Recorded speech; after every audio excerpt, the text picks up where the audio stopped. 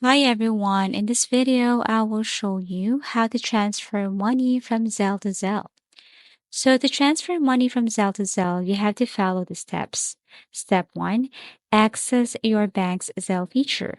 Open your bank's mobile application or log into your bank's website. Most banks have Zelle integrated into their online banking services, or you can just basically open the Zelle application.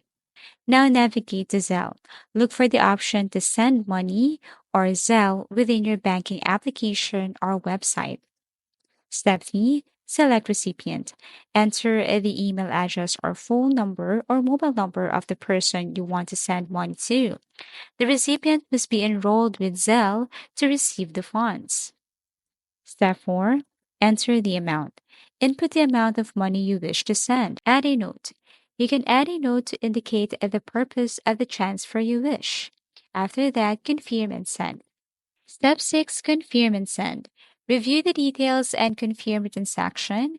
Once confirmed, the money will be transferred instantly or within a few minutes if both parties are already enrolled in Zelle. The recipient will get a notification that the money has been sent to them. And basically, that's how easy it is to transfer money from Zelle to Zelle.